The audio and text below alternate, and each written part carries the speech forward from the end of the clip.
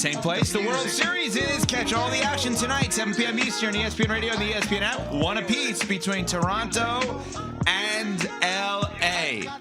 This weekend, yesterday, there were a lot of games where going in, the conversation was, you better not lose this game.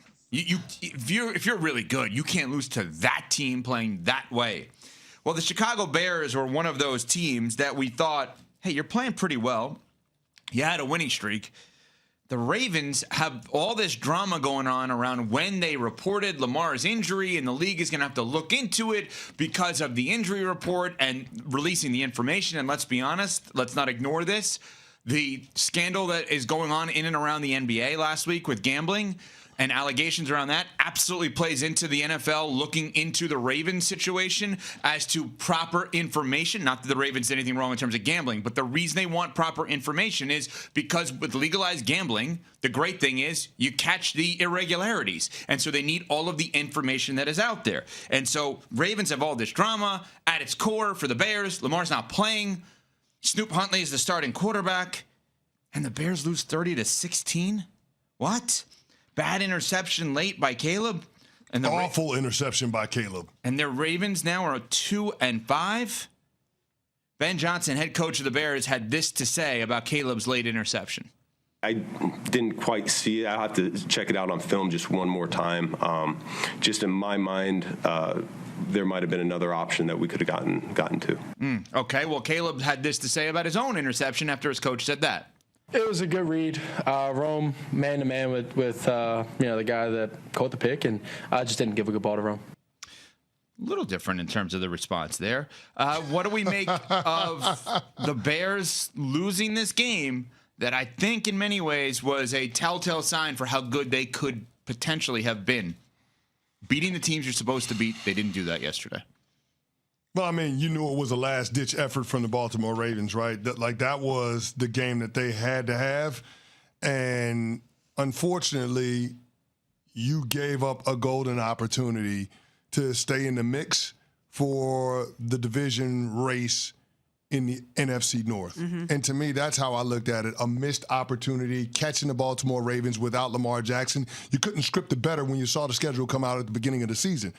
And for you to give away that opportunity and thwart whatever momentum you had after winning 4 straight games is unfortunate.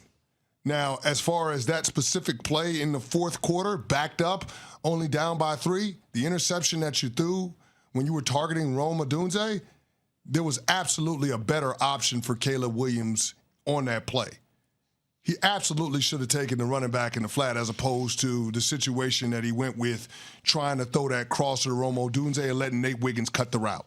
So probably should take his cues from his head coach, Ben Johnson, and follow whatever script that he's laying out, because the last thing you want to do if you're Caleb Williams is create a versus with your new head coach after this is the guy that you publicly caped for during the offseason in hopes that the Bears would eventually hire him.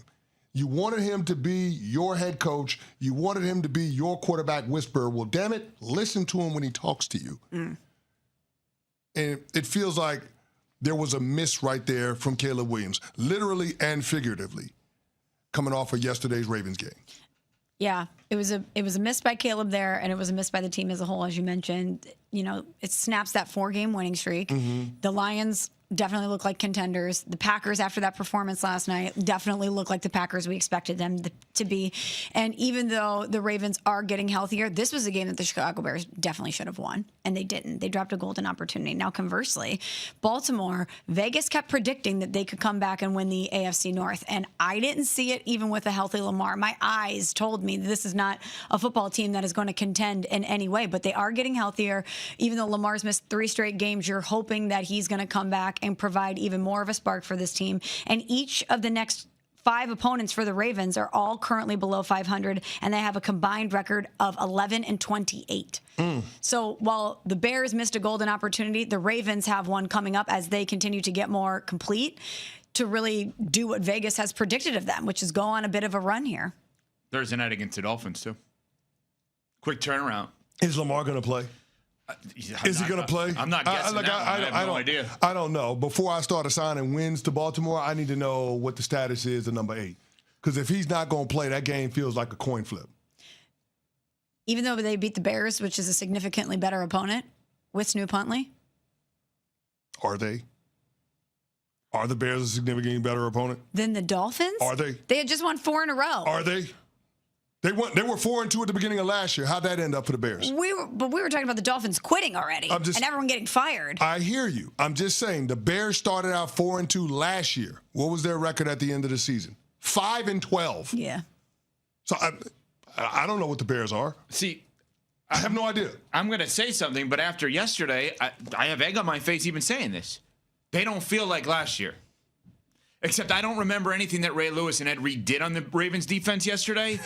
So, I mean, I'm going to have egg on my face saying, no, this is different. No, the game yesterday is the same.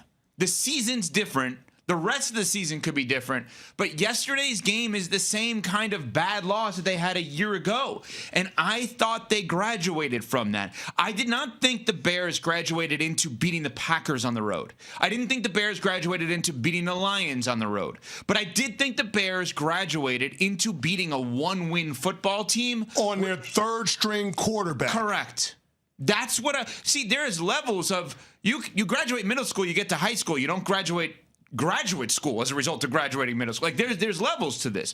I thought they graduated to the place of that team we're playing, not very good. We're good enough to beat them. We're not good enough to beat Kansas City. We're not good enough to beat this year's Indianapolis Colts, but we are good enough to beat the team that has proven to not be good this year. And yesterday was a gut punch.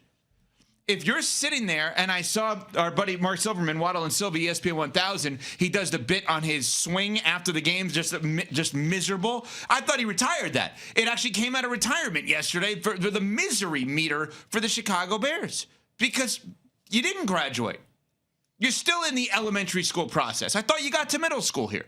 You're still in elementary school. And that's a gut punch if you're a Bears fan today.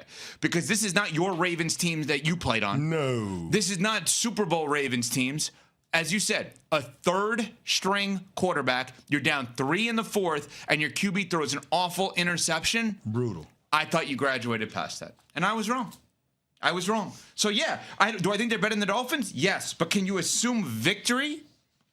I don't understand how you can assume victory for this team now. Because where are you going to... They lost to the Ravens and Snoop Huntley. I thought Snoop Huntley was on the Browns. The Ravens were one of the worst teams in the league, one of the worst defenses in the league.